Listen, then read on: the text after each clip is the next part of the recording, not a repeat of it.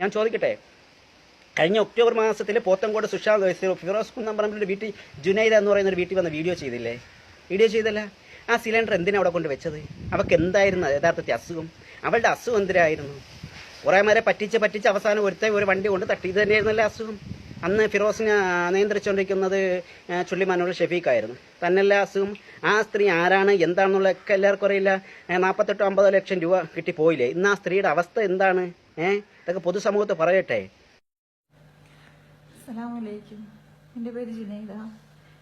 ഞാൻ ഏകദേശം 5 വർഷത്തോളമായി വീണ് കിടക്കാൻ തുടങ്ങി. എൻ്റെ ഭർത്താവ് ഉപേക്ഷിച്ച് പോയി. എനിക്ക് 2 മക്കളുണ്ട്. ഞാനും അമ്മായിമ്മ 2 മക്കളും മാത്രമാണ് ഇവിടെ താമസിക്കുന്നത്. ഞാനിപ്പോൾ കിടപ്പ് തുടങ്ങിയിട്ട് ഏകദേശം 6 മാസത്തോളമായി. എനിക്കാണെങ്കിൽ എഴുന്നേക്കാൻ പോലും കഴിയില്ല. വീട്ടിലാണെങ്കിൽ വളരെ ബുദ്ധിമുട്ടാണ്. ആരും സഹായിക്കാനോ ഒന്നിനുമില്ല. വളരെ കഷ്ടതയോടെയാണ് ജീവിക്കുന്നത്.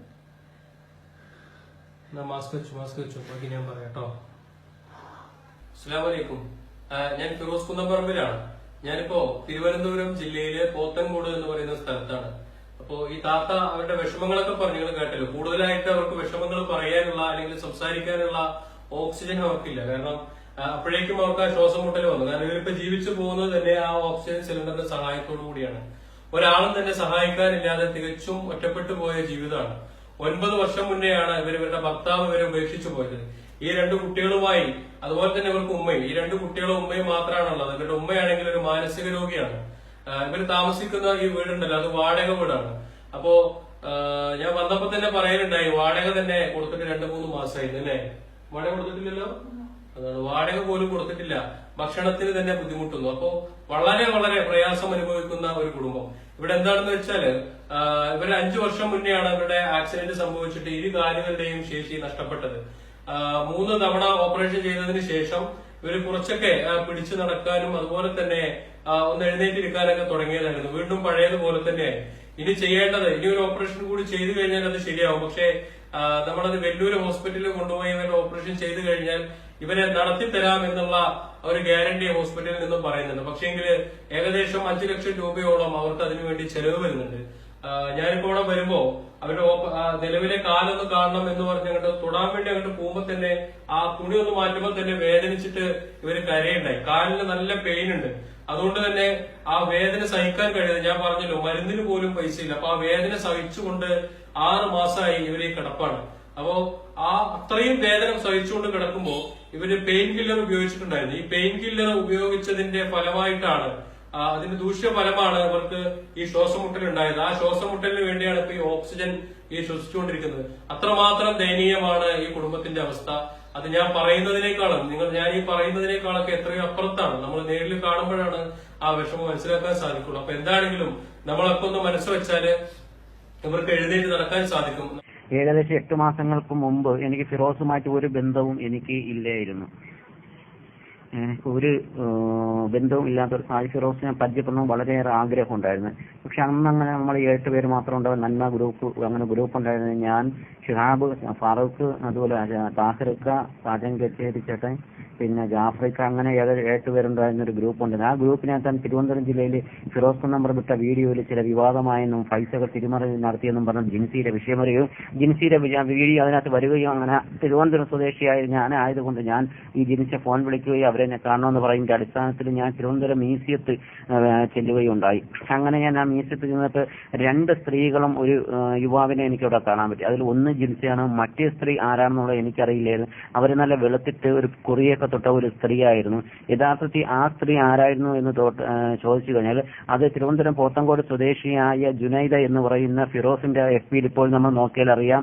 ജുനൈദ എന്ന് പറയുന്ന ഒരു മാസ്ക് വെച്ച് കിടക്കുന്ന ഒരു സ്ത്രീ ഉണ്ടായിരുന്നു. 2-3 മൂല്യക്കന്മാരെയും വെച്ചിട്ട് ഫിറോസ് ഇട്ട വീഡിയോ.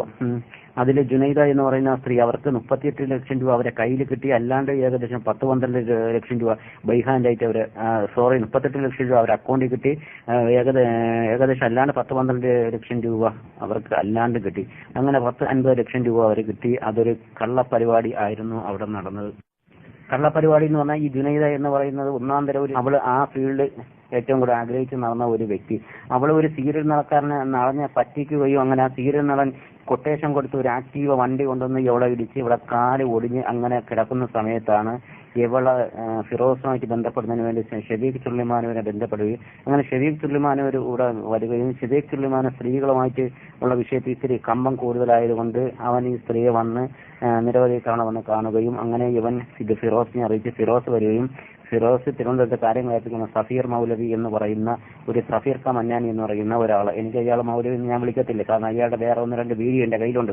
അപ്പൊ സഫീർ മന്നാനി എന്ന് പറഞ്ഞാൽ അയാളെ എല്ലാവരും എത്തിക്കൊണ്ടാണ് വീഡിയോ ഇടുകയും ആ വീഡിയോ വൈറലാവുകയും അന്ന് 38 ലക്ഷം രൂപ അവർക്ക് അക്കൗണ്ടിൽ നിന്ന് ഇതിൽ നിന്ന് ഷെഫീഖ് പൈസ ഊരി ഇതിൽ നിന്ന് 7 ലക്ഷം രൂപ ഫിറോസ് വാങ്ങിച്ചു.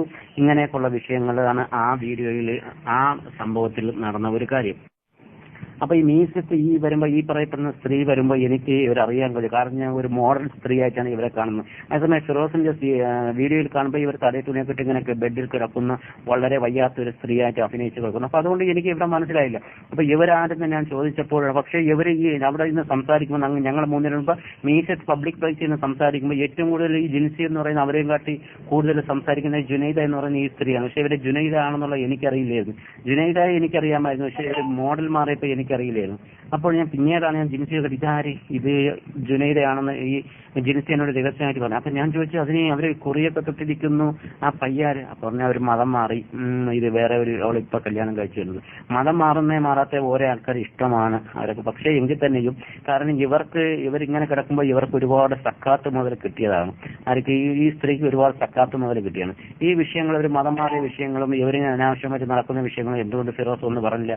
അത് മാത്രമല്ല ഇവരെ ബാക്ക്ഗ്രൗണ്ട് എന്തുകൊണ്ട് ഫിറോസ് അന്വേഷിക്കുന്നില്ല. ഇങ്ങനെയൊക്കെ ഒരുപാട് കാര്യങ്ങളുണ്ടായിരുന്നു. അന്ന് ഞങ്ങൾ അവിടെ നിന്ന് സംസാരിക്കുമ്പോഴത്തേക്ക് ഈ ഏറ്റവും കൂടുതൽ ഈ സ്ത്രീയാണ് ഫിറോസിനെ അതിരൂക്ഷമായി വിമർശിച്ചത്. അതായത് സെക്സുമായി ബന്ധപ്പെട്ടുള്ള സംസാരങ്ങളാണ് ഇവരുടെ വായിൽ നിന്ന് വന്നത്. അതുപോലെ തന്നെയാണ് ജിൻസി എന്നെ കൂടെ സംസാരിക്കുമ്പോൾ ജിൻസി എന്ത് പറഞ്ഞാണ്, ഫിറോസിന്റെ മൊബൈലിൽ നിന്നും ഷെഫീഖ് എന്നെ വിളിച്ചിട്ട് കാരണം ജിൻസി എന്ന് പറഞ്ഞാൽ അവർക്ക് വീടില്ല, അതുകൊണ്ട് അവർക്ക് വീട് താമസിക്കുന്നതിന് വേണ്ടി ഉള്ള സംവിധാനം ചെയ്തു കൊടുക്കാം, അതിന് ഇവിടെ അങ്ങ് വയനാട്ടിൽ ചെല്ലണമെന്നൊക്കെ ഇവരോട് ഇങ്ങനെ പറഞ്ഞുവെന്നും പിന്നെ സെക്സുമായി കലർന്ന് സംസാരിക്കുന്നുവെന്നും. അപ്പൊ എന്തുകൊണ്ട് ആഷിഖ് ഇക്ക എന്നാണ് അവരെന്നെ വിളിക്കുന്നത്, ആഷിഖ് ഇക്ക എന്തുകൊണ്ട് ഫിറോസിന് അതിനകത്ത് പങ്കില്ലെങ്കിൽ ഫിറോസിന്റെ മൊബൈലിൽ നിന്നല്ലേ വിളിച്ചതെന്നൊക്കെ അവരെന്നോട് ചോദിച്ചു. അങ്ങനെ ഞാൻ അത് തിരിച്ചു വന്ന് ഞാൻ ഗ്രൂപ്പിൽ പറഞ്ഞു. ഗ്രൂപ്പിൽ അന്ന് സുശാന്ത് നിലമ്പൂർ ഉണ്ടായിരുന്നു. അത് കഴിഞ്ഞ് 2 ദിവസം കഴിഞ്ഞപ്പോൾ 2 ദിവസം പിറ്റേ ദിവസം ആയപ്പോഴാണ് സുശാന്ത് നിലമ്പൂർ എന്നെ വിളിക്കുന്നത്. എന്നെ വിളിച്ചിട്ട് ആഷിക്ക് നിങ്ങളെ ഒരാളെ പരിചയപ്പെടുന്നു. ഞാൻ പറഞ്ഞ ആരാണ് ഫിറോസാണ്. അപ്പൊ എനിക്ക് ഭയങ്കര സന്തോഷം, അങ്ങനെ ഫിറോസ് ആദ്യമായിട്ട് വിളിക്കുന്നില്ല. അപ്പൊ ഫിറോസ് വിളിച്ച് ആഷിഖിനെ ഫിറോസ്, ഞാൻ അൽഹംദുലില്ലാ നല്ല കാര്യം, ഒരുപാട് നാളായി എനിക്ക് നിങ്ങളെ പരിചയപ്പെടണം എന്ന് പറഞ്ഞിരിക്കുന്നു എന്ന് പറഞ്ഞപ്പോൾ അദ്ദേഹം പറഞ്ഞു എന്താ നിങ്ങൾ ഇന്നലെ തിരുവനന്തപുരത്ത് പോയി. ഞാൻ പറഞ്ഞു പോയി. ആ പെണ്ണുങ്ങൾ നിങ്ങളെ കുറിച്ച് എന്താണ് പറഞ്ഞു, എന്നെ കുറിച്ച് എന്ത് പറഞ്ഞു. ഞാൻ പറഞ്ഞു നിങ്ങളെ കുറിച്ച് ഇങ്ങനെ അനാവശ്യങ്ങളൊക്കെ പറഞ്ഞിട്ടുണ്ട്. ആരൊക്കെ ഉണ്ടായിരുന്നു? ഞാൻ പറഞ്ഞു ജുനൈദ എന്ന് പറയുന്ന സ്ത്രീ ഉണ്ടായിരുന്നു. ആ ജുനൈദ ആരെന്ന നിങ്ങൾക്ക് എങ്ങനെ അറിയായിരുന്നു? ഞാൻ പറഞ്ഞു ജിൻസി എന്റെ കൂടെ പറഞ്ഞു എന്ന് പറഞ്ഞു. 1/2 മണിക്കൂർ കഴിഞ്ഞപ്പോഴത്തേക്ക് അങ്ങനെ കുറെ കാര്യങ്ങളൊക്കെ നമ്മൾ അങ്ങോട്ട് ചർച്ച ചെയ്തു. 1/2 മണിക്കൂറിനപ്പോൾ ജുനൈദ എന്ന പറയുന്ന അവരുടെ മൊബൈലിൽ നിന്ന് എന്നെ വിളിച്ചിട്ട് നീ എന്നെ എവിടെ വെച്ച് കണ്ടു, എപ്പോഴും കണ്ടു, നിനക്ക് എന്ത് തെളിവുണ്ട്, നിനക്ക് വേണം ഇപ്പോൾ നീ വാ, ഞാൻ വലിയൊരു ഹോസ്പിറ്റലാണ് കിടക്കണമെന്ന് പറഞ്ഞ അടുത്തൊരു ഡയലോഗ്. അപ്പോൾ അത് കഴിഞ്ഞ ഒരു അരമണിക്കൂറുള്ള ഒരു 10 മിനിറ്റ് കഴിഞ്ഞപ്പോൾ ഈ ജിൻസി എന്ന സ്ത്രീ എന്നെ വെച്ചാൽ ആഷിക്ക നിങ്ങൾ എന്തിനാണ് ഫിറോസിന്റെ കൂടെ ജുനൈദ എന്നുള്ള പറഞ്ഞു. ഞാൻ അങ്ങനെ അവളെ എന്താ പ്രത്യേകം പറഞ്ഞിട്ടാണ് അവിടെ കൊണ്ടുവന്നത്. ഇപ്പൊ എന്നെ അവളെ വീട്ടിൽ കടത്തുന്നില്ല, കാരണം ഇവർ രണ്ടുപേരും കൂടെ ഒത്തായിരുന്നു നിന്നത്. അങ്ങനെ ഇവൾ എന്നെ ആകപ്പാടെ പ്രശ്നം ഉണ്ടാക്കുന്നു. അപ്പൊ നിങ്ങൾ എന്തെങ്കിലും എനിക്കൊന്ന് ചെയ്തു തന്നു. അപ്പൊ ഞാൻ ഉടനെ ഈ ജുനൈദ എന്ന് അവരെ മുകളിൽ വിളിച്ച് ഞാൻ പറഞ്ഞു എനിക്ക് ആള് മാറിപ്പോന്ന്, ശരിയാണ്, ഞാൻ ഫിറോസിയുടെ വിളിച്ച് പറയാം എന്ന് പറഞ്ഞു. എന്താണ് ഈ ജിൻസി എന്ന് പറഞ്ഞാൽ അവരുടെ ആ കരച്ചിൽ കേട്ടിട്ട് ഞാൻ വിളിച്ച് പറഞ്ഞു. അപ്പൊ അവിടെയും കള്ളത്തരങ്ങൾ എങ്ങനെയുണ്ട് എന്നുള്ളത് നമ്മൾ നോക്കണം.